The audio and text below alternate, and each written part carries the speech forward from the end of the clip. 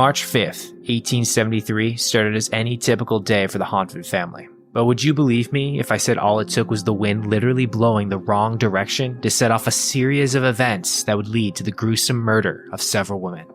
Today, on Weirder After Dark, we'll unravel the story of the Smuttynose murders.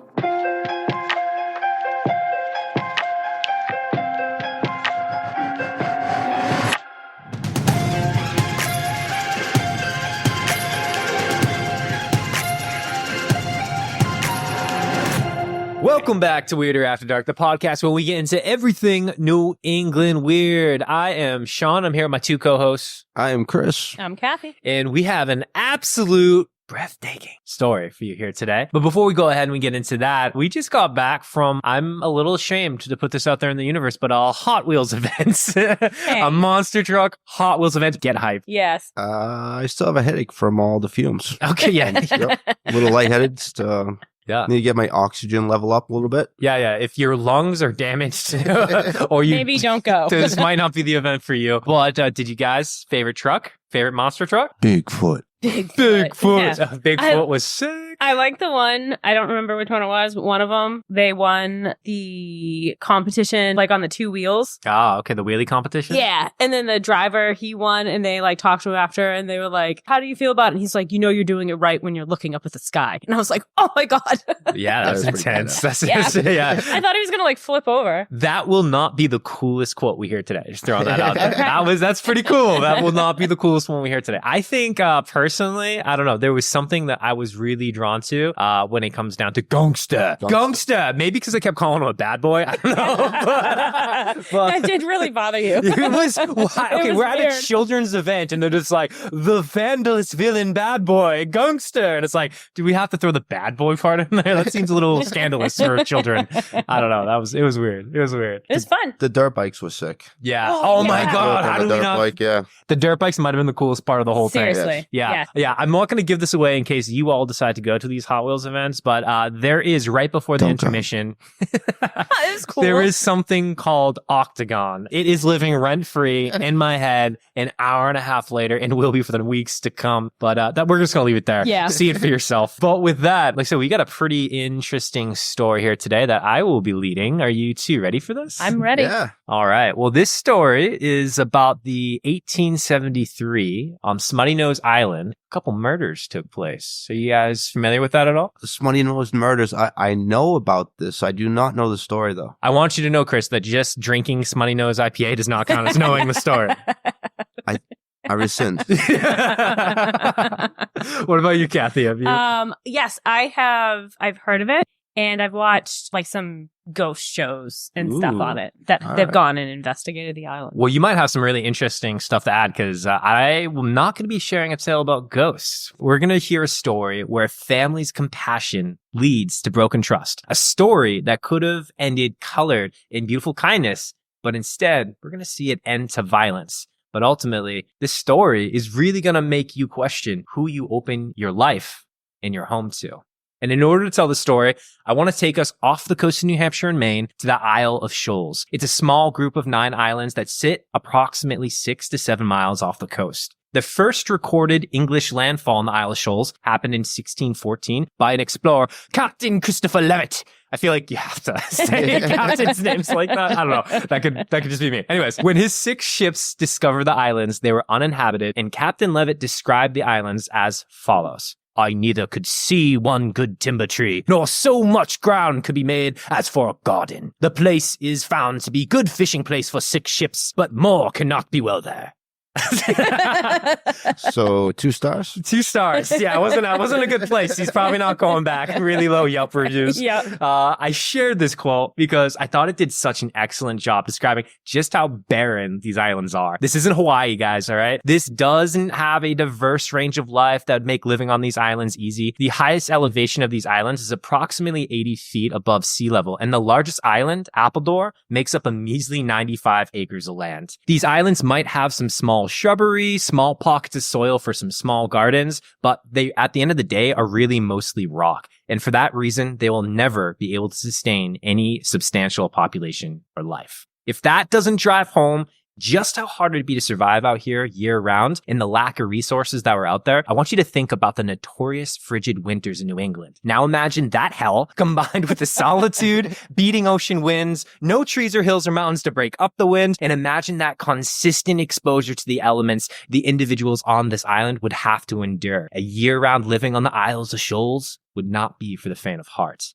But did that stop people from trying? Hell no, it didn't. Of course we try. Life perseveres, right? Life always finds a way. What ultimately ended up happening was for small stretches of the year, people did go out there. It really turned more into a kind of seasonal type island, and it still kind of is to this day. Because for every ice in the vein requirement that the winter brought, I want you to use your imagination and think of those beautiful summer days that could be spent with the sounds of the waves on the shore, the birds flapping in the air, the smooth, warm summer wind in your hair, miles away from the busy city life. It could be a true escape, right? Like we've spent some time on the coast, right? Yep. Yeah. It's beautiful in the summer, right? Yeah, You get love those it. perfect days and Yeah. there's not much out there that beats it. So it did really turn into a nice kind of getaway, which let's dig more into. The island our story takes place on is Smuttynose Island, which is the third largest island in the Isle of Shoals, consisting roughly of only 25 acres. And I don't know about you, but I know a couple people that have a house on land more than 25 acres. Yeah, that's Like- not a big island. No, Yeah, think no. of your house, right? You guys are on 7 acres, something Yeah. like Yeah. that. Like it's like 3.5 times your land. That's the whole island. Yeah, just it's to not put it very in big. context, right? I want to add a few more small details about Smuttynose. The northwestern portion of Smuttynose has a small livable area that does in fact have some green vegetation. Still no trees, but I think some bushes. The island actually got its name from a large seaweed covered area that covers a portion of the coast of Smuttynose. Fishermen of the old ages, even back to the natives. I don't know why I have to go pirate every time I talk about fishermen, but I do. This is my story. I'm gonna tell how I want, all right? You live it. That's it. I'm living my life. Even the natives thought that seaweed on certain point of Smuttynose kind of created the shape of a dirty-nosed sea creature. And that's kind of how it ultimately got its name as Smuttynose Island.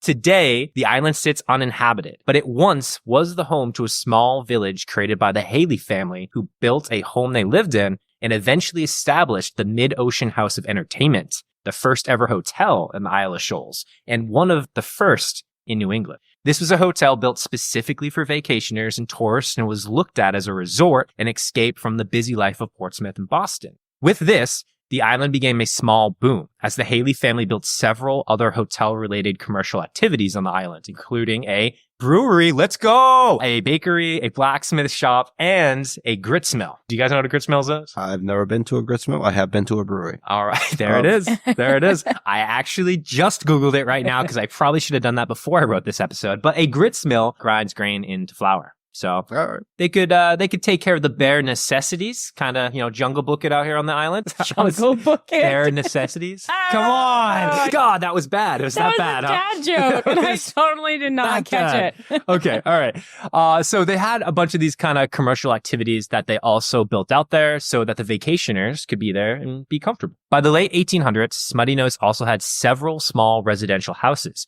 including a duplex, which would soon become known as the Hontvet house.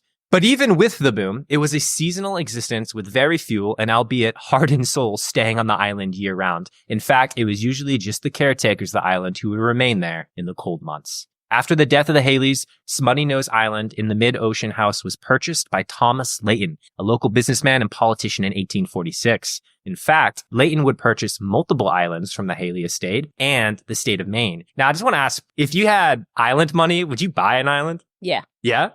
I wouldn't buy that island. Yeah, I mean, not, Yeah. yeah, maybe not that. Yeah, I'm not island, really but- selling it here. Yeah. Yeah. Something a little more tropical, You know. okay? Like, just think of how much effort it would take to, Yeah, like, if you have island money, you have money to have staff take care of it. yeah. That same year, 1846, Thomas Layton would rehab the Mid-Ocean House and would begin construction on a new resort on the neighboring island, Appledore. Remember, that's the biggest island out of the Isle of Shoals. With the construction of this new hotel in Appledore, the Layton family left Smuttynose. This left Smuttynose with no permanent residents, no caretaker, just the seasonal visitors and the workers of the Mid-Ocean Entertainment Hotel. By 1868, Smuttynose had been completely abandoned, though it was technically still owned by Thomas Layton. With the island abandoned, Thomas wanted there to be a caretaker, someone to at least make sure there was no funny business going on. And in 1868, he met John Hontvet, a cod fisherman who he asked to be the permanent caretaker of Smuttynose, where he could live in the duplex on the island. John Hontvet was born in February 1842 in Norway. When he was 18 years old, he emigrated from Norway to Boston in search for more opportunities for him and his family. It took about 7 total years in America for John to make a name for himself, but he ultimately ended up starting a successful fishing business and set down some roots in Boston. And then John paid for his wife, Maren Hontvet, to also come to the New World from Norway, and the two started their life in Boston in about 1867, 1868. The two quickly realized the city life, that ain't for them. Nope, they don't want that city life. So they moved to Portsmouth, the biggest city in New Hampshire. But, hey, it's smaller than Boston. In Portsmouth, if y'all been there, it's got some vibes. Maybe it had vibes back then too. But it didn't take very long in Portsmouth for the Hontvets to meet Thomas Layton, the owner of Smuttynose. Now, I couldn't find a ton of information how long Thomas Layton knew John Hontvet and why he trusted him so much to quickly offer him the proposal to be the island's caretaker. Perhaps it was a fool's errand and something no one wanted to do, because real talk, how many people want to live on an abandoned island? So before this, they had workers that would commute to the island?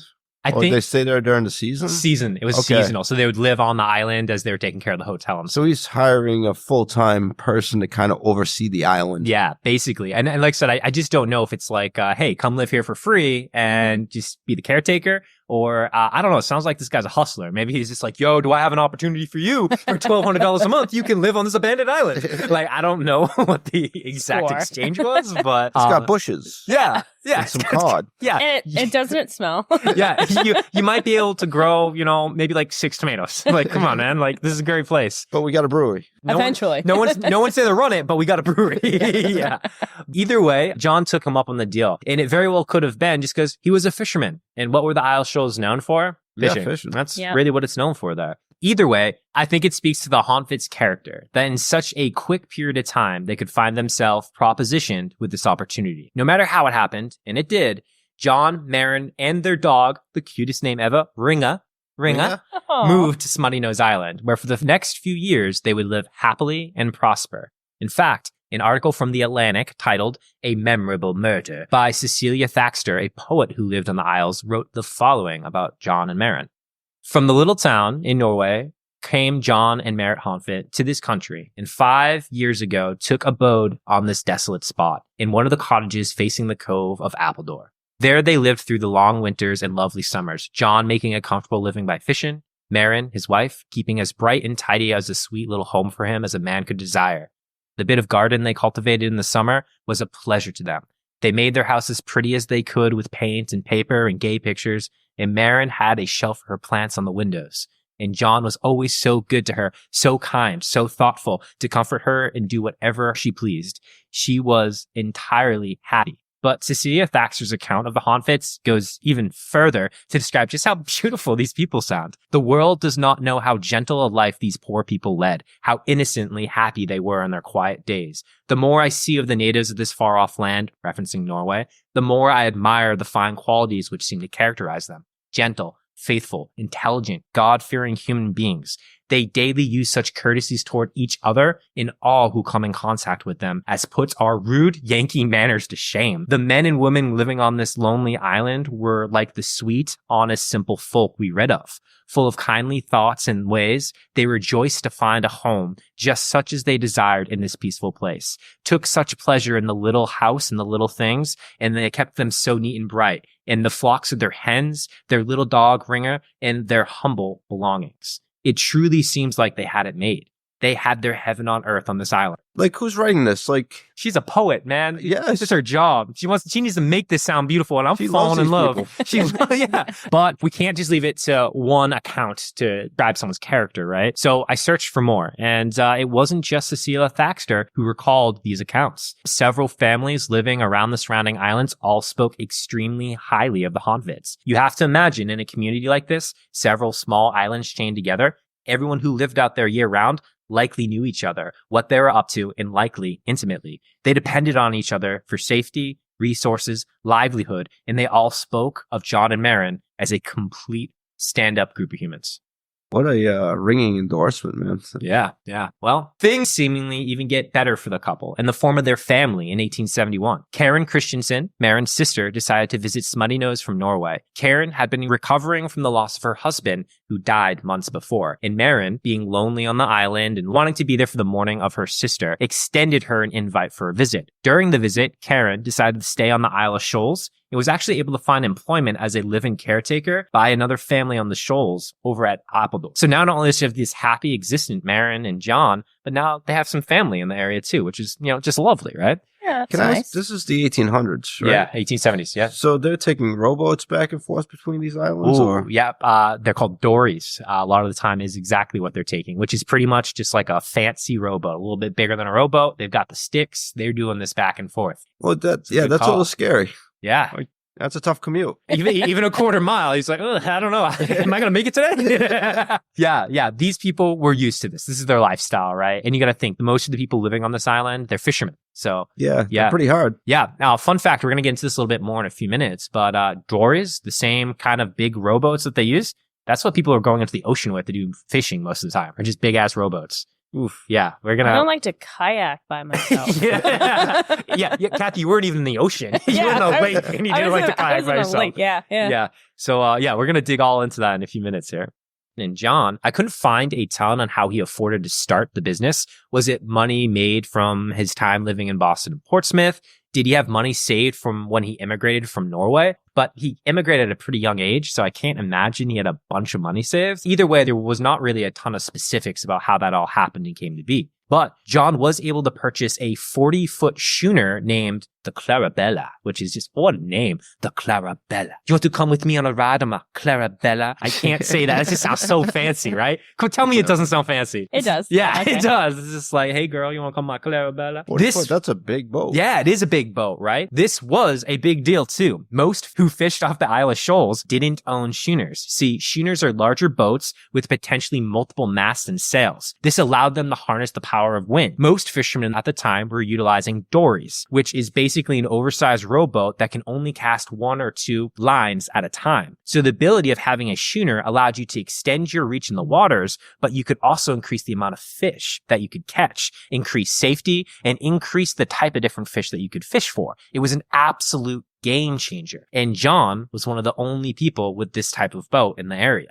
Now, John's operation wasn't just your standard fishing operation either. John ran the Clarabella as a tub trawl. Now, tub trawling was a brand new technique that hadn't been adopted by many yet. See, where most fishermen at the time were baiting several lines, then going out in their drawers, the schooner with a tub trawl could drop nearly 1,000 hooks with bait in the water at a time and catch hundreds of fish at a time. We're talking a huge economies of scale of how many fish that John could catch compared to his competition. And you can imagine these other fishermen are making a couple bucks here or there off the fish they're making. John's making 10, 20, 30 times amount of that every day going into Portsmouth. Now, he's not super rich, but he's doing well comparatively to a lot of the other fishermen that are out there right now. Although tub crawl was extremely efficient when it came to catching fish, I just want to keep in mind it was extremely time consuming and expensive to bait the lines. In fact, depending on the amount of help that the Clarabella had, it would take hours to bait the almost 1,000 hooks by hand. That wasn't the only difficult part that made this fishing tough. A tub trawl operation required not just large quantities of baits and a large quantity of time to go bait the lines, but the amount of bait needed for the Clarabella wasn't even available to John in Portsmouth. Now, this is important because John had to special order bait every single day, which, don't quote me on this, I believe it was clams, not like fish that he was ordering as bait, but he had to order it in special from Boston and had to get delivered every single day by train. It's pretty crazy, right? That must have cost a lot back Yeah, that was probably a good amount of money. But if he's catching thousands of fish at the time where everyone else is catching, singles here or there, probably worth it at the end of the day. This meant that every single day, John's business was dependent on the bait coming in from the train from Boston, his ability to then bait his boats, and he had to do all of that in order to set up and be ready for the next day's catch. Pretty complicated stuff here. Now, in early 1872, John Hontvet, needing help, decided to hire a local fisherman by the name Louis Wagner, but I'm pretty sure it's Wagner. Louis Wagner. Wagner. Wagner. It's a little angrier. Yeah. It's like a little Yeah. more like you got a lungy in the back of your Yeah, throat. Louis. Wagner. Louis Wagner. Yeah, Wagner. Anyways, I'm going to refer to him to Lewis for the rest of the episode. Now, there's not a ton that is known about Lewis before his time inside the Isle of Shoals because he wasn't the type to really talk about his past. He was kind of the lone wolf type who kept to himself. People that knew him saw his protectiveness about his past as a red flag and didn't trust him for that. But even with this lack of social skills, apparently Lewis was a good-looking dude. The ladies found him easy on the eyes. Even Maren, John's wife, is quoted as describing him as tall, powerful, dark, handsome, but very quiet-mannered. Kathy, do we love a handsome man who only speaks when spoken to? That's how they should be. Yeah, I had a funny feeling you might say that. Now, the Hontvets knew Lewis because at the time he had been living on one of the local islands, Star Island, where he was trying to make a living by the way of the ocean. And sadly, it wasn't going well for Lewis. Most of the time, he found himself employed by other fishermen and worked as a hand on their boats. And during times of unemployment, he would find ways to get his own catch and then try to sell it at the local markets. None of these options, though, ever brought him much wealth or success. But Lewis must have had a little luck because this friendship with John might have just been the break he needed. I can only assume that John, having a good name and a successful business, probably met Lewis on the ocean. I'm sure John knew his local ocean and everyone in it. That had to be how this friendship sparked. And it wasn't long until Lewis and John were good enough friends that Maren would invite him over frequently for dinner. I'm sure this was a friendly gesture, but I imagine also got pretty lonely on the secluded 27-acre island, so company was probably sought after. Toss in the fact that they were able to help someone down on their luck and a local shoalsman, it probably seemed like the right thing to do. This friendship continued both personally and professionally on the Clarabella, that in the summer of 1872, John invited Lewis to live with him and Maren on Smuttynose. Keep in mind, John and Maren lived in a duplex on an island that had no other individuals living on it. So having an extra pair of hands, not just on the Clarabella, but also around the island, was probably seen as a wonderful gift. So wonderful too, because Lewis exchanged his labor for the room and board. So again, win-win deal for everyone. I also imagine living together made the whole daily fishing situation a hell of a lot easier, right? No waiting for people to show up. No like, hey, Sean, you want to meet at 1 o'clock? And then Sean rolls in at 1:30. Like, you guys live together. You can kind of get things up and get things moving a little faster, right? You wake up, you get some food, you hit the ocean. At this point on Smuttynose, Lewis wasn't just a friend or an employee. John and Maren really looked at him as part of the family. Aww. Yeah. And as part of the family, he became an essential part of the Hontvet daily routine. Later in that summer of 1872, off the success of John's fishing business, John and Maren decided to help emigrate more of their family from Norway to Smuttynose. It was by October that year that John's brother Matthew and Maren's brother Ivan and Ivan's wife Annetta left Norway and joined the family on Smuttynose. With so few opportunities in the Isle of Shoals, Matthew and Ivan turned to John and his business for work. While Matthew and Ivan helped out on the boat, Annetta would stay on Smuttynose with Maren and help take care of the house and the dog, Ringa. In just a short 4 years' time, Smuttynose went from completely abandoned to now being the home of John and Maren, Matthew Hontvet, John's brother, Ivan Christensen, Maren's brother, Annetta Christensen, Ivan's wife, and don't forget, now kind of the third wheel, Lewis Wagner. With all the extra hands on the island, it wasn't long before they were able to gain efficiencies of their daily routines. Let's talk about what a daily routine would look like. John, Matthew, Ivan, and Lewis would depart for a long day fishing. The women, Maren and Annetta, would stay behind and take care of the house, their dog Ringa, the little garden, and the hens. Once the boys on the Clarabella had their day's catch, they would swing by Smuttynose to check in on the women before heading to Portsmouth to sell their catch.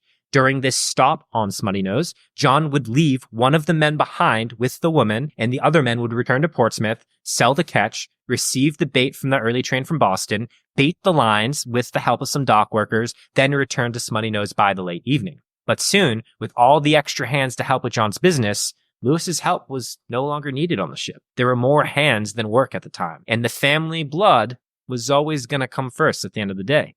Also, in some ways, I think having Matthew and Ivan come to the island was probably a little breath of fresh air for John and Maren, because what it seems is that Lewis's work ethic occasionally came into question on multiple different occasions from different sources I read. There were multiple quotes about Lewis being lazy and taking a lot of time off from helping John because of rheumatism. So much so that the Hontvets may have started to believe that he was kind of faking these injuries to get out of work. especially now that there were a bunch of extra capable men around the house. Now, I'm moving away from fact with what I'm about to say. I think we can all imagine that if we were letting someone live in our house, eat our food, basically be alive in exchange for their help, and then they just stopped helping and started being flaky, eventually is going to take its toll. Maybe generate a little bit of resentment. Maybe having what I might call a freeloader or a dependent likely became less and less appealing for the Hontvets. Now, I didn't see anything that said those words directly, but this is reading between the lines a little bit of probably what was going on, right? But either way, Lewis left the islands in November of 1873, just 5 weeks after the arrival of Matthew, Ivan, and Annetta. The departure from Smuttynose forced Lewis to live in a cheap boarding house called the Johnson Boarding House on Water Street in Portsmouth. The Johnson boarding house was one of the cheapest places to stay. Lodgers would share rooms with multiple people, and it was located in what was described as, and this is an interesting description, the hard-knuckled combat zone of Portsmouth. I've never heard of any place in Portsmouth be described that way. Well, now you need to make like $500K to even go to Portsmouth. Exactly. But yeah, apparently these are different times. But from that description, I can only imagine it was filled with people down on their luck, alcoholics, addicts, and people with not a lot to lose, would be my guess. Well, they also said too, I think back then, the less wealthy lived like down by the docks. Yeah. Because they were all the workers and stuff. Yep. So. Yep. And I think that definitely adds up for where we're going here. Quickly, Lewis found work as a pair of hands on the fishing vessel named the Addison Gilbert. However, just a few months later, in January 1873, the Addison Gilbert sunk in a collision with the MM Hamilton in the Portsmouth harbor, and Lewis, although surviving the collision, found himself again unemployed. Lewis was forced to work odd jobs at the pier to try to make ends meet, but by March, he was completely broke, 6 weeks behind on his rent, and desperate. Let's for a moment just put ourselves in Lewis's shoes. Let's imagine with where he is now, so down on his luck, 6 weeks back on his rent, what emotions this man is probably feeling over how drastic his life has changed over the previous several months. He went from warm shelter, food, and entire islands of solitude at his fingertips with only 2 other people, the kindest of people who I imagine were probably doting on him at this time, to broke, unemployed, not sure where his next meal is coming from, and living in a shared room that is described in the neighborhood of hard-knuckled combat zones. Yeah, that's a pretty drastic change there. Yeah. I got to picture him being depressed, probably building up a little bit of resentment. Yeah, I agree.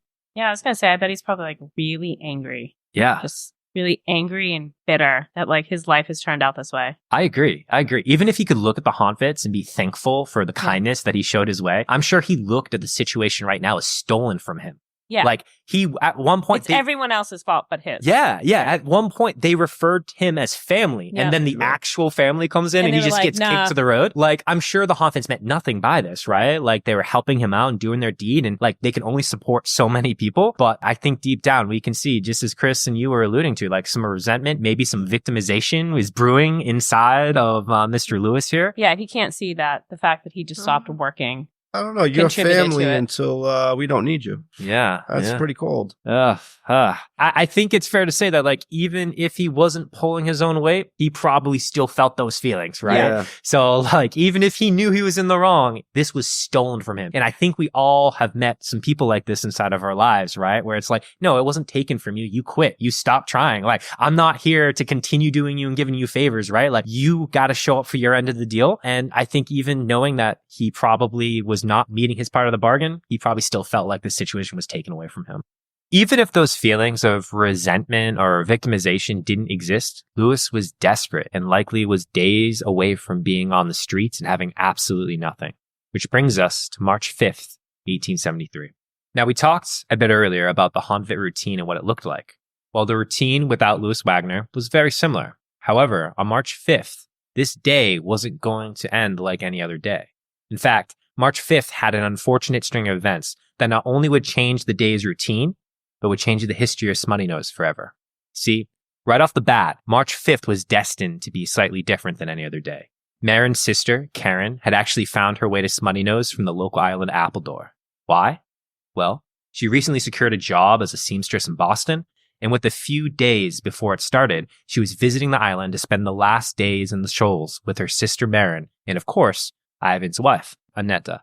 The plan was, after the day of fishing, John, Matthew, Ivan would return to Smuttynose on their daily check-in, and when they dropped off one of the men at the island, they would pick Karen up on the Clarabella and bring her to Portsmouth when they went to sell their day's catch. However, when that time came, the winds didn't make for a favorable return to Smuttynose. Instead, they favored a direct trip back to Portsmouth. So John changed his plans. Instead of returning to Smuttynose after fishing, he decided that Ivan, Matthew, and him would head straight to Portsmouth. There, they would sell their catch, bait the lines after receiving it from the early train, and try to be home before dusk. With this new plan mapped out, John luckily crossed paths with a local fisherman from one of the neighboring islands. Since this change of plans was so different from anything they normally did, John asked the neighbor to send word to Marin about the change in plans. He wanted her to know that there would be no check-in, but the men would be home by the evening. Once John, Matthew, and Ivan got to Portsmouth, they learned that the train carrying the bait from Boston was going to be late, much later. It was now not expected to arrive until later in the evening. This is unfortunate because once the bait train came in, it wasn't like they could just leave and head back to Smuttynose. They'd have to stay, bait their lines, and with the late train, most of the men looking for work on the docks would probably already have been gone or already working for someone else. This inconvenience would just further delay their return to the island, and now it looked like they probably wouldn't even make it home that night. And just like that, another hit to the routine. In fact, with the way things were looking, the woman, Marin, Karen, and Annette, would not only have no check-in from John, Ivan, and Matthew, but they would seemingly have to go a full night on the island alone. If that wasn't bad enough, it's 1873. There ain't no phones. There's no way to communicate this. So Marin, Karen, and Annette would have to navigate the evening alone and no way of knowing that this was going to happen. I want to note, this was the first time that this had ever happened in the entire time the Hontvets were on Smuttynose. Their entire time there, until March 5th, 1873, the Clarabella always returned home. I was going to ask that. So the winds change, the train's late. I mean, come on. What This a is setting chain up for of events, right? Like, what a chain of events. But come on, let's be real here. The women are on an island, an abandoned island, with a population in that moment of 3.5. I say 3.5 because, of course, we have Marin, Karen, and Annette. But as you said earlier, let's not forget Ringa, right? Little Ringa can help defend the ladies and make them feel safe. But didn't they say they usually left one of the men behind? They did, but they didn't stop back at the island today because the winds took them directly to Portsmouth. Right. So no man left behind. So our story continues. Once John, Matthew, and Ivan got the word of the late train, they knew they were going to need some help with the bait and baiting the lines for the Clarabella if the train wasn't going to be coming in till very late in the evening. And they also knew that there weren't going to be men probably at the dock to hire. So they wanted to be proactive about it. And who did they run into on the docks that day? Lewis. But Louis Wagner. The men engaged in some small talk, but it's noted that Louis seemed a little extra curious right off the bat that night. Louis noticed some of the interesting routine changes. He noticed that the men, all of them, were right in front of him. And if John, Ivan, and Matthew were all on the boat, who was back with the ladies? In fact, we know this, that he was thinking these things, because he actually commented to John, Ivan, and Matthew and asked some pretty intriguing questions that John later reported. Questions like, why are you here so early? Questions like, so Ivan and Matthew are here with you, huh? Who's with the ladies on the island? Questions like, what time's that train coming in? Questions like, how's business been? Have you made a lot of money? To which this one, John responded and commented, I actually made almost $600 that I have saved up that I'm going to use to buy another fishing boat. Perhaps, not knowing how this story ends and while talking to someone that you believe is your friend, this might not seem strange. Small talk, catching up, haven't seen my friend in a while, asking some questions. Yeah, he's too good a guy. Yeah. I can't see this. Yeah. Like, oh, you have $600 just floating around at your house? Sick. And all the women are alone. Yeah. The women are there alone? Okay, cool. And I think, right, if you haven't seen one of your friends in a while, like, maybe it did get played off as How's like a smooth business talker. going? Yeah. I mean, Yeah. that's a Yeah. normal question Yeah, to ask. I mean, like we went out and saw some people we haven't seen in a while, and they know you started your own business. How's business going? It's like one of the first questions, right? So Yeah. I told him I made $600. yeah. After some small talk, John actually asked Louis if he could pay him for his help that evening to bait the lines after the bait came in for the late train. A question to which Louis agreed. Said, yeah, sure, I got you, bro. I'll be there. But I probably don't even have to say Louis never did return to the Clarabella that evening. If he never did return to the docks or to the Clarabella and to help John, Ivan, and Matthew with the bait, where did Louis go? Well, Louis claims that night he ended up helping a different boat bait their lines. Fuck my friends, I'm going to help a stranger, you know? Then after baiting their lines, he ended up going out for a few drinks at a local bar. Then after a few too many drinks, he would ultimately end up passing out in the snow, where he'd wake up the next morning, return to the Johnson boarding house. Now, that's Louis's account of what happened. However, On the night of March 5th, a Drory, remember one of those oversized rowboats, gets reported missing on the Piscataqua River. And the Piscataqua River, for our listeners, feeds directly into the Atlantic Ocean. Stranger, this reported missing Drory is owned by a man who once employed Louis Wagner. Strange. A Drory that I think we can all say that if this man employed Louis and Louis fished for this man in that Drory, Louis might be pretty familiar with where this Drory is. With John, Ivan, and Matthew in Portsmouth waiting for the train, let's check in on the island and see how things are going there. Expecting the men home for dinner, Marin, Karen, and Annette decide to keep the food warm and wait for their arrival. The women waited until approximately 10 p.m. when they decide that something must have happened to delay the men, and it was time to eat their supper, wrap things up, and go to bed. As the night moves on, their candlelight wanes as the darkness sets in, and they decide to call it an evening sometime after 11 p.m. Now, bear in mind, this is March in New England on an abandoned island 6 miles off the coast of New Hampshire and Maine. So it's cold, and the limited heat provided comes from the stove that is in the kitchen of the home. So Marin and Annette lay down for bed in the bedroom right off of the kitchen, and Karen goes to sleep on a makeshift bed that they made up for her inside of the kitchen directly next to the stove. And remember, Karen is a visitor here. She's only here for a couple days, and then she's off to Boston for this new seamstress job. So making her a bed in the kitchen so she can be closer to the heat is a really actually pretty kind thing to do. During these winters, you wanted to sleep as close to that stove as possible because these buildings were not insulated, right? It got cold. So with Marin and Annette asleep in the bedroom off the kitchen, Karen quickly drifts off to sleep in the makeshift bed in the kitchen. It's now approximately 1 a.m. when the door of the kitchen silently creaks open. It opens easily, probably too easily because it's unlocked. The women are on an abandoned island, awaiting the arrival of 3 men. Why lock it? In the pitch black, an intruder stealthily moves about the kitchen.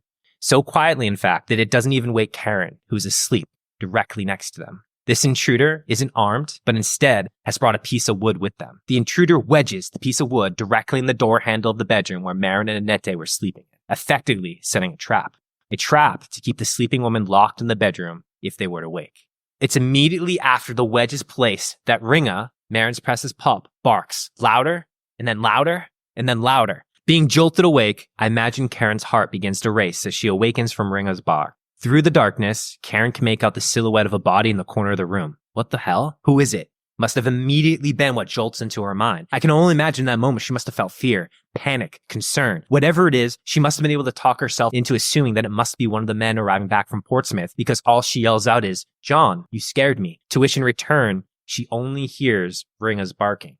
A moment later, Marin, who was also jolted awake from the howls, calls out to her sister asking what happened. To this point for her, she only hears the barking of Ringa and a frightened, muffled tones of Karen's voice in the kitchen. Marin calls out, "What happened?"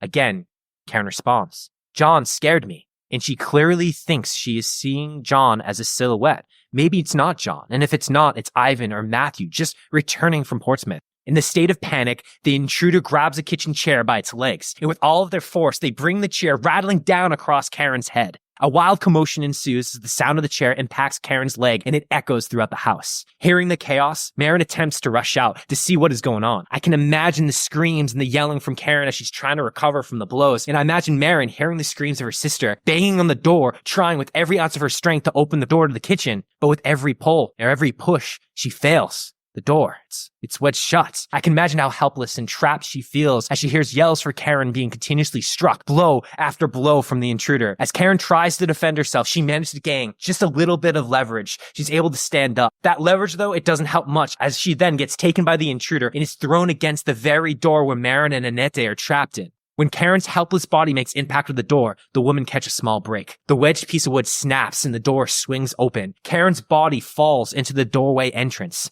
Panicked, the intruder continues to take swings at Karen. More chaos ensues. Marin is able to drag her sister's almost lifeless body into the room, but not without incident. Karen is dealt 3 more blows with a chair. Several of them almost hit Marin too, but Marin is able to successfully get her sister into the room, jam the door shut, and momentarily stop the attack. Marin's back is now against the door with all of her force against it. Karen is laying bloodied on the floor next to her. A clock, which had been knocked off the shelf during the violence, and this is true, lays on the ground broken, stuck at 1:07 a.m. We don't know exactly what the intruder does next, but we can imagine it's them now trying to create a new plan. Judging by what is unfolded with the wedged wood inside of the door, this likely wasn't how the intruder saw this unfolding. Clearly, the intruder was expecting people to be asleep in the bedroom. However, it seems they were not expecting Karen to be asleep in the kitchen. The three women are now crammed in a small bedroom with the door closed. Karen lays bloodied and moaning on the floor. Annette wakes, dazed, confused from the abruptness of the events. She hasn't even left her bed. Maren, with her back against the door, is doing everything in her power to keep the door shut to protect herself and the other woman. That's when she feels the intruder trying to get in, banging consistently against the door. Her body is slowly jutted into the bedroom with every forced attempt to enter, but Maren is doing everything in her power to keep this door closed. Maren pleads to Annette, please run, go out the window, find a place, anywhere, hide. After all, the island is littered with several abandoned buildings. Even if they can't get off this island, if it is a stranger, the woman all knows Smuttynose better than the intruder does. Annette, shocked, stunned, places her feet outside the window and jumps into the snow. She feels the frigid 20 degrees March air against her skin. Maren, desperation in her voice, begs Annette to scream, to get help. She yells, someone from Star Island might hear you. Please, Annette, yell, say something. But Annette can't scream. She's frozen, both figuratively and literally. Maren continues to yell, run, hide, please, Annette. But Annette can't respond. And in fact, the only thing she does say that evening is, I can't move. In that moment, the intruder must have pieced together exactly what was going on because the intruder stops trying to enter the bedroom door. For a moment, peace, quiet overtakes the chaos. Annette and Maren don't know it at the time, but the intruder walks around the back of the house to the very window Annette is standing under. Annette turns towards the intruder, and in that very moment, moonlight strikes the intruder's face. Annette finally does yell something else, but what she yells is the identity of her intruder, and Maren hears it. She hears Annette yell, Louis! Louis! Maren, hearing Annette's panic, runs to the window to look, but all she sees is Annette standing there in the snow. Louis, our now identified intruder, returns to the kitchen door where he grabs an axe left there by Maren that very same day because she had been splitting wood. With the axe in hand, he quickly returns back to the bedroom window where Annette is standing. Maren watches as Louis raises the axe above his head and with one heavy-handed blow, deals it directly and it connects on Annette's head. Maren can only watch helplessly as Louis deals blow after blow after blow, and blood covers not only Annette's long blonde hair, but plasters and surrounds the snow-covered ground. The last words Maren can hear Annette utter in her slow, soft, dying voice is, Louis. After just watching her brother-in-law's wife be brutally axed down by Louis Wagner, Maren somehow manages to pull her attention to Karen, who is now weak and heavily beat up after being viciously attacked with a chair. Maren desperately calls out to Karen to get up and run, to leave out the window with her, but Karen can only utter, I cannot. Louis stops his bloody attack on Annette and turns his attention back to Maren and Karen. This has gone further than he wanted it to, but now there are witnesses. Witnesses mean he could be caught. So he knows there's only one thing he has to do. He starts to make his way back through the kitchen, back towards the women. Maren at this point has accepted she will not be able to save her little sister. She's too hurt. She's barely hanging on. So Maren shifts to self-preservation mode. Maren grabs a skirt, drapes it around her upper body, drops Ringa out the window, crawls out the window, and walks directly over Annette's lifeless and bloodied body. But unlike Annette, Maren will not freeze. She'll run. But where to? It's a small island and Louis is going to come for her. The worst part, this is not a random intruder who doesn't know the island. This is their family friend. This is Louis. Louis also lived on the island with her for months. He knows all the buildings, all the spots. He knows everything. As Maren's deciding her next move, she sees a lamp get lit in the house. He's looking for her. She watches the light hauntingly move around from window to window, glimmering and glinting every window inside the house. Knowing that Louis will undoubtedly check every building on the island to find the last witness of his violence, Maren decides to head towards the cove where he would have had to dock his boat to get to Smuttynose. Her idea is a good one and a simple one. Her idea is to steal the boat that Louis must have came over on. This will allow her to escape and leave him stranded on the island with nowhere to go. But once she arrives to the cove, there's no boat to be found. But how? If there's no boat, how did Louis get here? Where is Maren to go? What is she to do? I can imagine Maren's mind racing. Probably feeling hopeless, probably doing what she can to accept what her likely fate is. Because the odds are, if Louis doesn't find her, she's trapped in the freezing New England cold in a 20-degree night with snow on the ground and with a skirt draped around her like a jacket. She has almost nothing to keep her warm. Back at the house, Karen finds a little bit of strength. She attempts to crawl across the room to the window to escape. Louis, axe in hand, watches as she limps towards the window. Obviously, he can't allow it. So Lewis goes to deal the final blow to Karen. I imagine Karen can probably feel the presence of the axe in the air as its blade barrels down towards her body. However, the swing misses. Instead of hitting Karen, the axe strikes the windowsill and shatters the weapon into pieces. A lucky break. But unfortunately, this is not a lucky day for any of these women. Karen is too injured to crawl away or even try to defend herself. And instead of using the axe, Lewis grabs a handkerchief from his pocket and uses it to strangle Karen. Outside, Maren hears the screams of her sister. These are the last sounds of her sister that she will ever hear. But they snap her back to reality, and she realizes she is now the only one left. Maren knows she is on an island, alone, with the killer. Maren's time is ticking. Where does she hide with a dog? Where does she hide knowing that Lewis is going to come find her? In what will go down as her best decision of the night, she decides to run to the westernly most edge of the island. There, she wedges herself and Ringa between two large rocks. She can feel the cold ocean banging against her feet. She knows the additional cold isn't going to increase her chances of surviving hypothermia, but she decides to take the chances and hopes the sound of the crashing waves will conceal her location and any sounds that might come from Ringa. Lewis knows there is one witness left, and he starts his search for Maren. Lewis goes from building to building, and his bloody footprints that would be found all across the island the next day confirm it. However, after some time, his search comes up empty. Lewis likely wants to continue, but he is also probably realizing that his window to escape is closing. He still hasn't accomplished what he originally came to Smuttynose to do after all. And if he has a long row back to the mainland, it's got to be soon. He knows that if Maren is in fact hiding outdoors, the odds are the elements are going to take her. They're going to complete the job for him. There's likely no chance she's going to make it till morning. Lewis abandons his search for Maren and heads back towards the Hontvet house. It's theorized that Lewis wasn't there for murder. He was there to rob the Hontvets. Lewis will deny this to the very end, but if we remember some of the questions he asked John Hontvet on the docks in Portsmouth, he asked, would the woman be alone? He asked, has business been going well?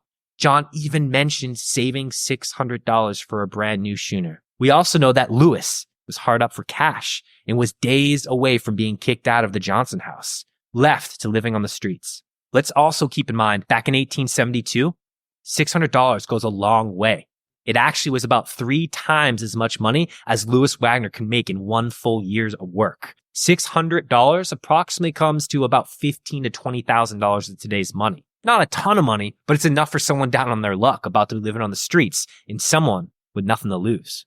So Lewis decides to turn his search away from Maren and onto finding the money. Lewis searches boxes, drawers, dressers, everywhere. He rips the entire house apart, and he only ends up finding approximately $16 after his entire search. Lewis knows there has to be more money in this house, but his window for escape is closing, especially if he doesn't want to get caught by anyone else. If he's going to row back to the mainland, he needs enough time to do it. And we have to also remember, a one-way trip is about 6 to 7 miles rowing. It's a long trip. So even if he only found $16, he decides it's time to go. You guys want a fun fact? Let's lighten the mood.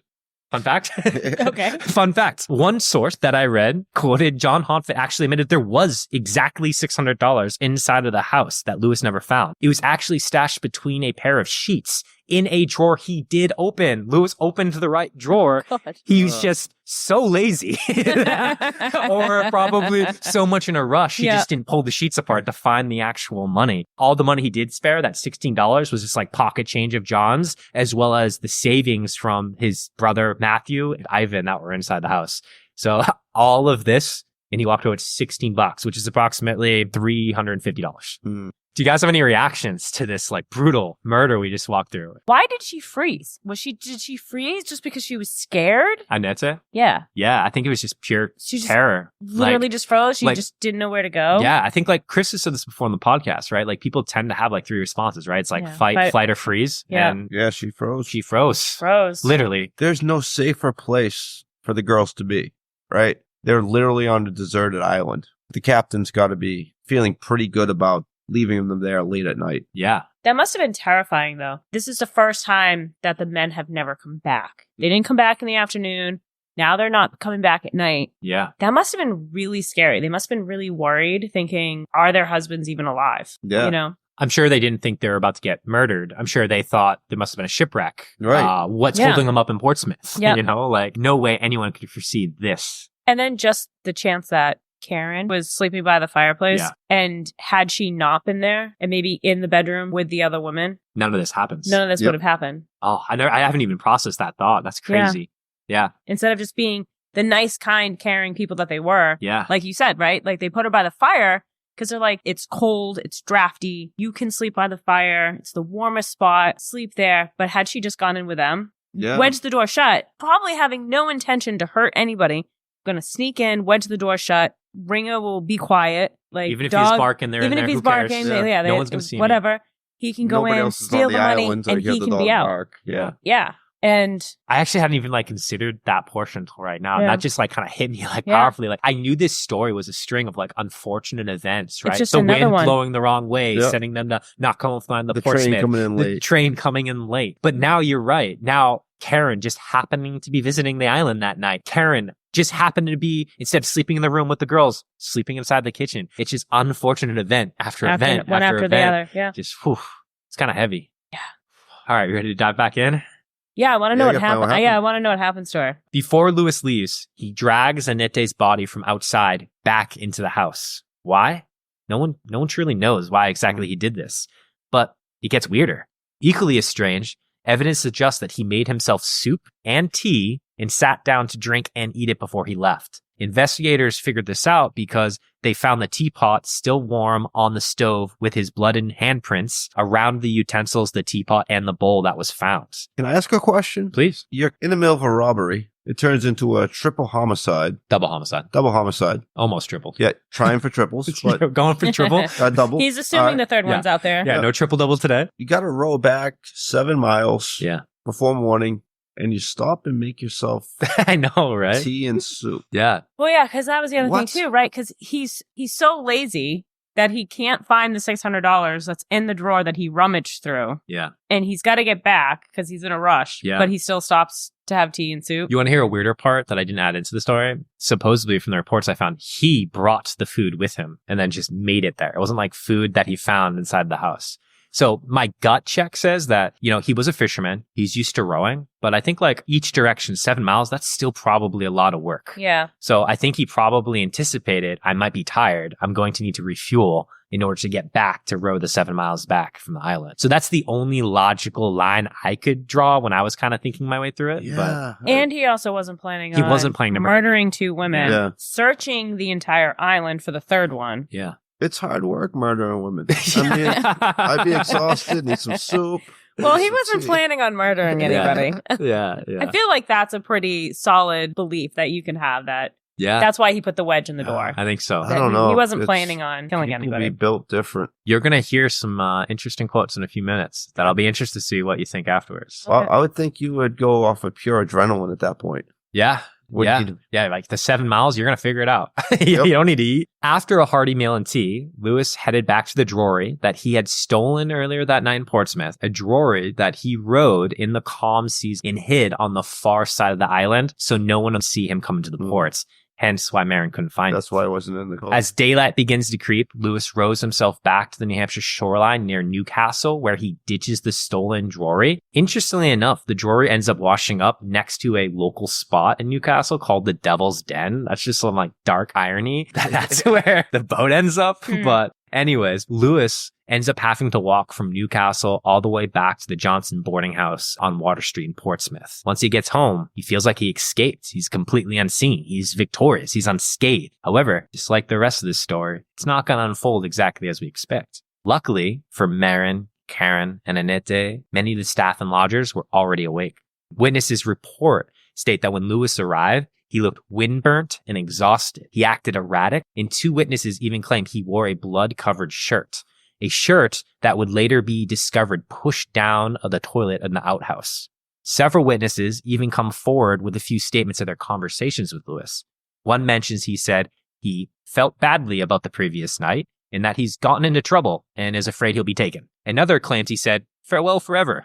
I just thought that was farewell forever. Farewell forever. I'm going to go do life now. Yeah. Goodbye. Shortly after, Lewis changes his clothes and boards a 9 a.m. train to Boston. Back on the island, Marin waited until daylight before she left to shelter the rocks on Smuttynose. It was then, across the water, she could hear men working on the new hotel that was being built over on Star Island. In an effort to be saved, she yells, she jumps, she desperately waves to try to get their attention. But sadly, her yells for help go unnoticed or ignored. So Marin decided that she needed to find another way to get someone's attention from the neighboring islands. However, she needed to be relatively stealthy about this because we know that he is no longer on the island, but Marin doesn't know this, right? So Marin decides to make her way to a small little island that doesn't even really count as an island that connects Smuttynose called Malaga. It's a tiny connected island on the northwestern point of Smuttynose, and it's actually just connected by a little old seawall that was built back in the day. And it's basically just a pile of rocks. But on Malaga, she can see her neighbor's cabin. She has a direct eye shot about a quarter of a mile away to the island of Appledore. There, she can see some children playing outside. She calls, she waves, she yells, and luckily for her, the family sees her, grabs a boat, rows the Smuttynose, rescues Marin, and then takes her back to Appledore. Once back to Appledore, the family rallies up some local men and some weapons, and they head back to Smuttynose to search the island. The search, as we already know, comes up empty, and it's not long before John, Ivan, Matthew, and the Clarabella are back on the island. Once John is back on Smuttynose and they see the carnage that has unraveled, Marin and John and Matthew and Ivan report the incident to the Portsmouth police, and it's not long before the information about Louis Wagner is spread far and wide up and down the coast of New Hampshire, Maine, and Massachusetts. After committing this bloody act, as we noted earlier, Louis Wagner caught this 9 a.m. train from Portsmouth to Boston. Once in Boston, the first thing Louis does is shave his big beard, because any innocent person would do that, right? He buys new clothes, new shoes, and parties with a few of what I'm going to call ladies of the night. Some interesting purchases from a man who just a couple days ago was supposedly almost homeless. Yeah, right? I was just going to say, it's interesting that he has all this extra money to buy a ticket, get clothes. Yeah, get a nice shave. Yeah, hang out with the ladies. Hang out with the ladies of the night. It's like he had $13. Yeah, $16. Yeah. He actually just doesn't do himself any favors either. He makes several comments to people he interacts with about having recently committed crimes. Witnesses who eventually testify at his future trial. So not the brightest man either.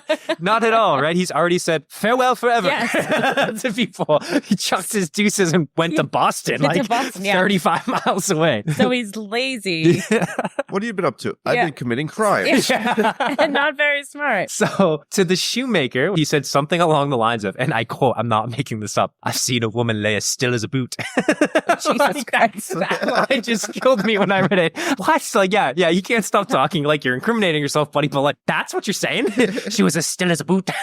Like, oh, I love the old 1800 language. It's just so good. So one of the ladies of the night, Emma Miller, he claimed to have killed 2 women and was meaning to kill a third, but didn't. Like, if you're gonna do stupid shit like murder people, like, stop talking. Louis wasn't, as you can see, exactly being subtle or hiding his crimes. Now, the good news here for this story, and I'm sorry, I shouldn't be laughing. This is about the murder of 2 women, but God, this man is stupid. But he wasn't free for very long. You can imagine how fast a gruesome story like this would have traveled. And also, remember, it's the 1870s. There's not a ton to do for entertainment and keeping yourself busy. There's no internet, no TV. And I looked this up because I was curious, and this blew my mind. The first public radios weren't even widely distributed and invented until 1893. The radio doesn't even exist yet. So the locals get all the hot goss just from like word of mouth. And I guess they had telegraphs, so they could communicate via telegraph to get things from police station to police station. Yeah, newspaper. Newspaper, exactly. But the Pony Express. Exactly. But you can imagine, like, there's not a lot to keep you entertained. You get hot goss like this,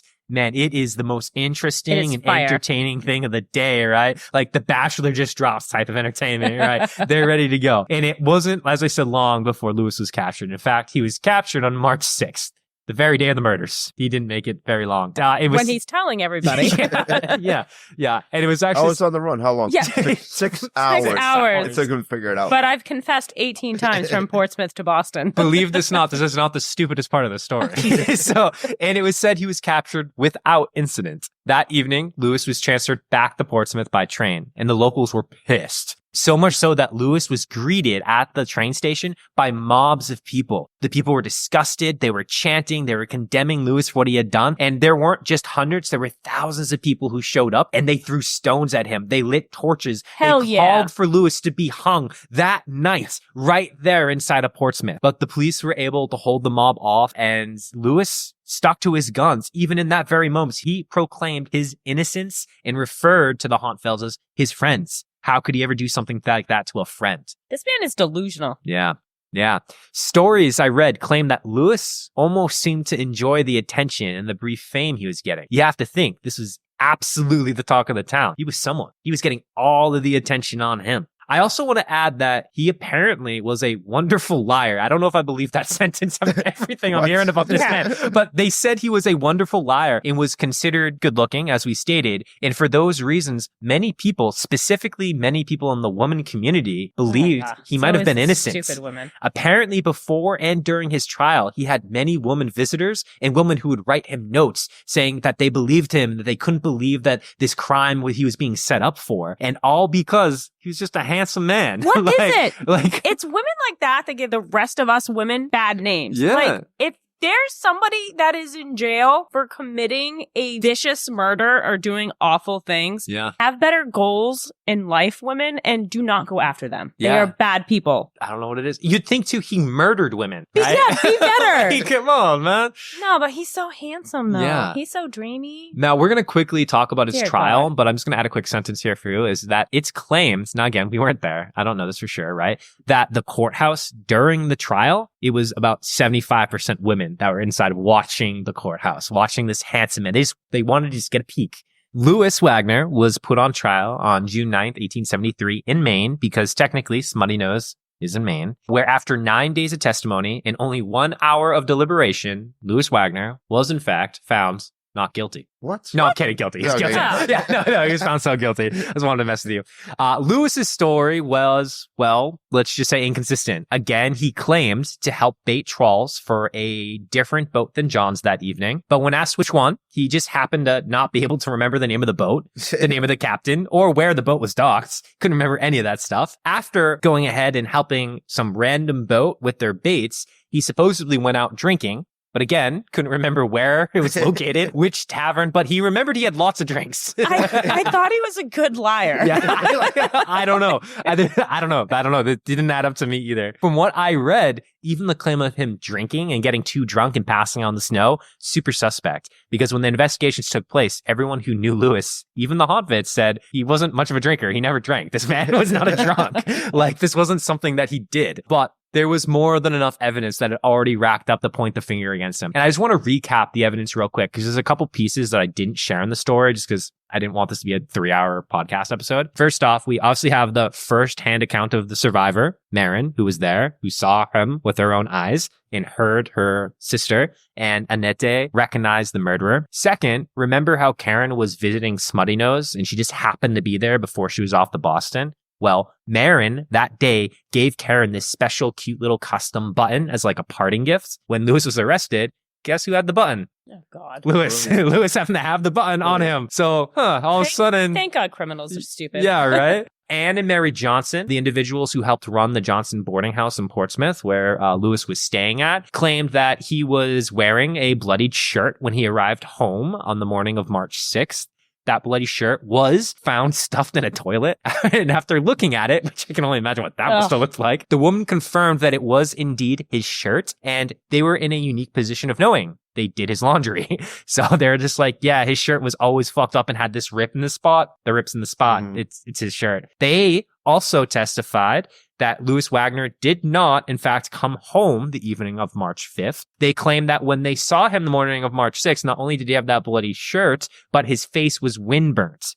This seems like the exact kind of thing that might happen from someone who had to row, 12 to 14 miles in 20-degree temperatures on a cold night. A Drury, as we already talked about, was reported stolen on March 5th. It was reported by the boat owner that Louis Wagner had previously worked for him. The Drury owner also reported he had replaced the row hinges that day. When the boat was found on March 6th, the hinges were worn down as if someone used them to row a very long distance. Also, remember how Lewis walked back from Newcastle and he thought he had completely got away with everything? Yeah, well, 7 people came forward saying they saw him walking from Newcastle to Portsmouth. After researching Jackie's the worst. after researching Wagner's alibi, or Lewis's alibi, excuse me, there are 11 accounted hours for where Lewis doesn't know where he works, doesn't know which bar he went to, or where exactly he fell asleep. And 11 hours just happens to be more than enough for a strong individual who is already a fisherman and spends his life on the ocean to row the 6 to 7 miles of Smuttynose, commit his crimes, and row back. That can be accomplished in that time. Fun fact, this is actually one of the most contested points of this entire murder. People that still to this day might claim that it wasn't Lewis Wagner who committed the crimes and that he was set up. Yeah, I'm going to have a tale for you here in a second. They point to this point. They say, on the ocean, 7 miles, both directions in 11 hours. No one can do that. But he's done it before, though, But he's right? done it Like, he before. was really familiar doing that. That wasn't something This that wasn't he, a like, new was row for foreign to him. him. He fishes in and these he islands. lived there, Yeah. so he would have actually done that I before. didn't put this in the story either, but John Hontvet also comes on and is just like, bro, I do this all the time. This is totally doable, man. Like, this is absolutely done. And I read several accounts of people trying to either prove that it could or couldn't be done, that they'll go out, rent a rowboat, and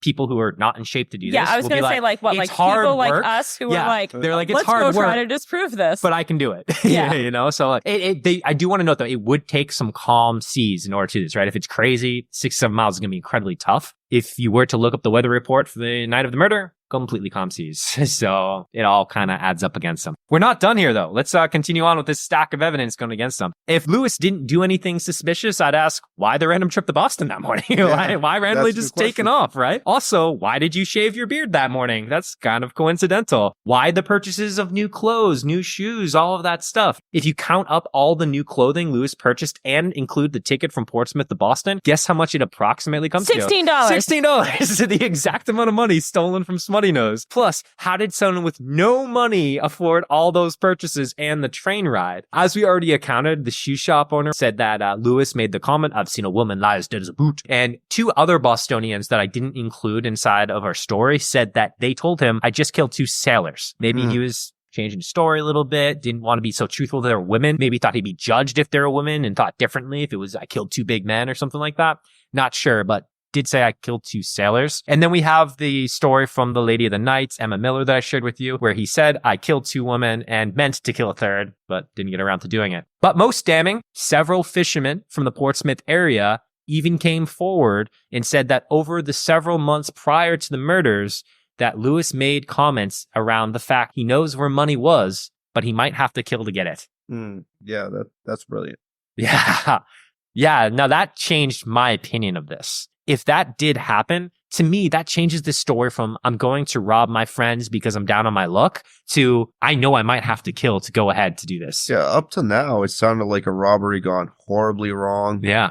But sounds like he might have intended to kill. Yeah. But- I don't take it like that. Yeah. What did you say? I kind of look at it like he's just kind of a loser and he's not very successful. He can't even do minimum labor work, that takes no intelligence whatsoever. Can't even do that right. Yeah. So I think like I kind of interpret that as like his way of just kind of like boasting, like, "I'm going to go and rob, like I can go get money, but I have to kill to do it." Yeah. And I would do that. Shit talking. Yeah, maybe it's shit talking, right? Or let's even go out there. Like, maybe these people just wanted to be a part of history. Maybe they came forward be. and made this up. Yeah. Who knows, right? But the second I read that was just like monumental from my psyche to be like, damn, maybe this was really premeditated. Maybe he knew what he was going to have to do to get the money. But maybe you're right. Maybe it is shit talking. I find if he was going into it so willing to murder, I don't think he would have wedged the door shut. Yeah. Like that Agreed. actually took like he had to find a wedge. He had to wedge the door shut, knowing that the women were there alone. That was the room that they were going to be in. And he had to take the chance that wedging the wood into the door may or may not wake them up. Yeah.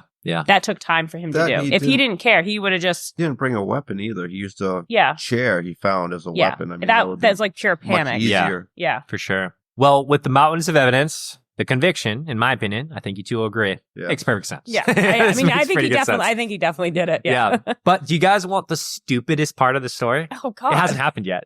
You want it? Yeah. Another fun fact. Fun fact number 2 of this tale. Shortly after his conviction, the same day, Lewis ended up escaping Alfred Prison where he was kept. The fuck? Yep. Lewis picked the lock with a toothbrush and stuffed the bed with other items to make it look like he was sleeping. Now, again, remember, this is not the brightest man. This is not the brightest criminal.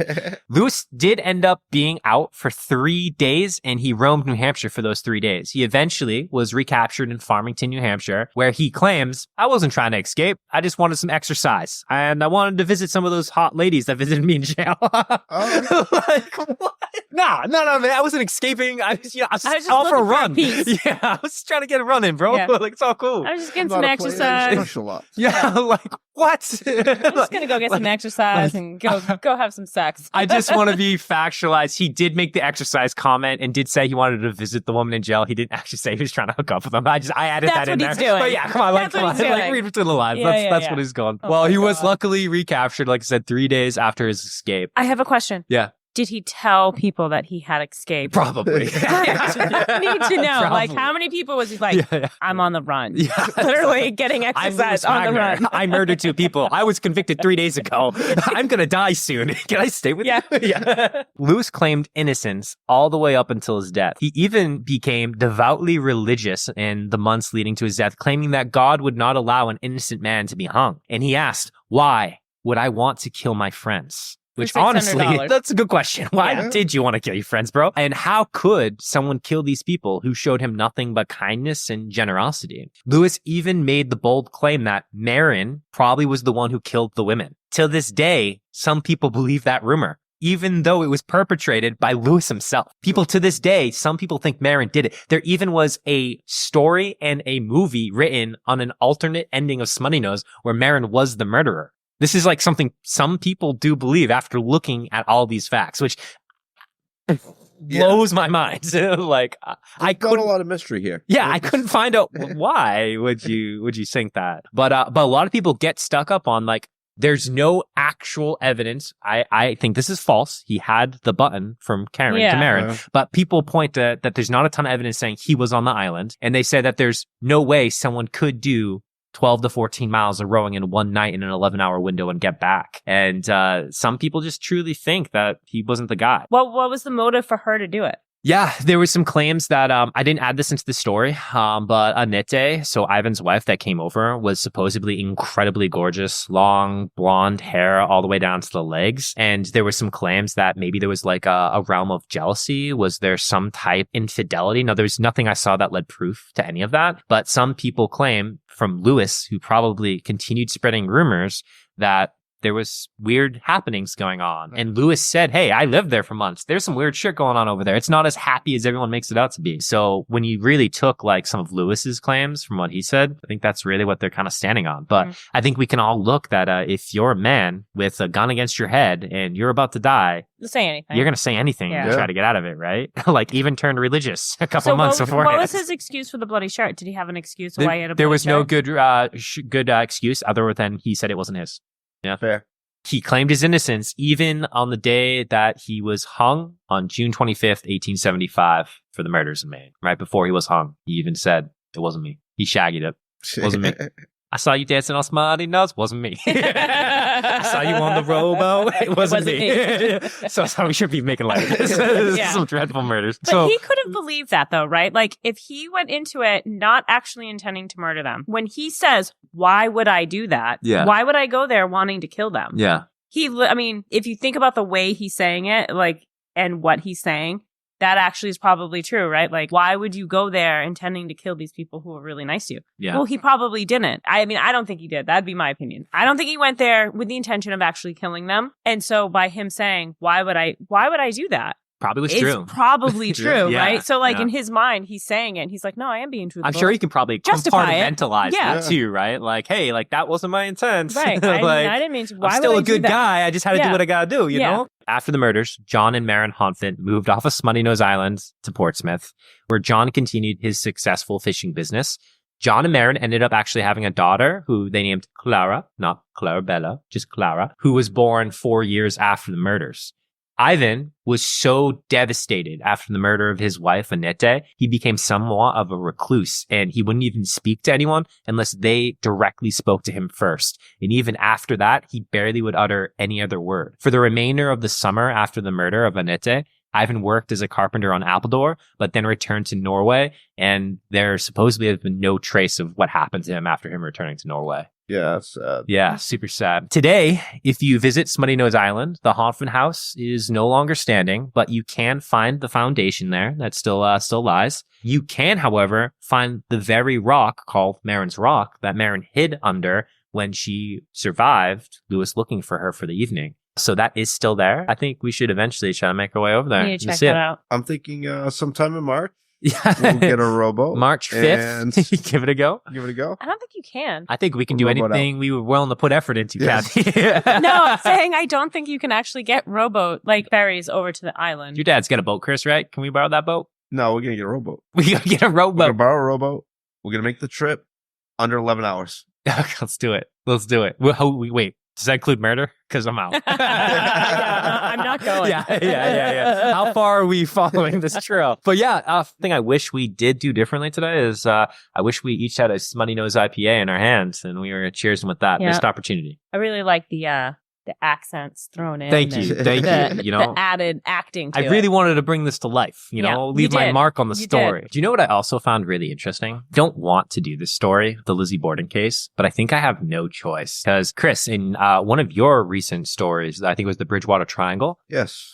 you mentioned Lizzie Borden. Yeah. Kathy, in one of your stories, I believe it was the Jane Toppin. It was the Toppin. asylum. Yeah, in the asylum, Lizzie Borden was there, right? Yeah, that's where Was she held was there. held during her trial. Well, guess what link this story had? This story happened 10 years before the Lizzie Borden murders, and a lot of people think the frenzy that occurred due to this case Yeah. is what set the stage for the craziness that happens in the town where the Lizzie Borden murders Fall happened. River. And there were a couple links in many of the articles I read that directly drew that, like, people looked at this case as the first big case that happened in New England that I lit can the see towns the on fire, similarities. and it led Yeah. to the Yeah. reactions in Fall River. So The universe wants you to do Lizzie Borden. I feel like yeah. we have no choice. Yeah. Lizzie It's Borden calling. will happen. She calling. It's calling you. The cool part is if we do the Lizzie Borden story, we can go ghost hunt that house, and we could even Hell potentially yeah. stay there. Yeah. So that could be Yes. Much more fun than rowing to an island. fun. Yeah. That's true.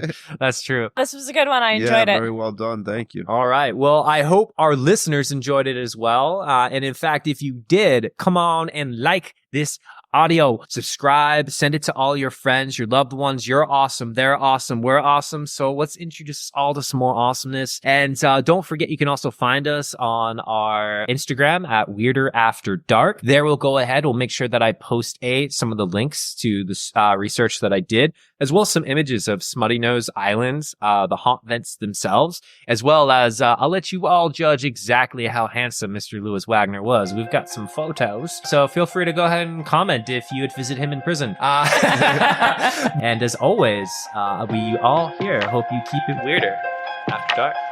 Thank you. Thank you, guys.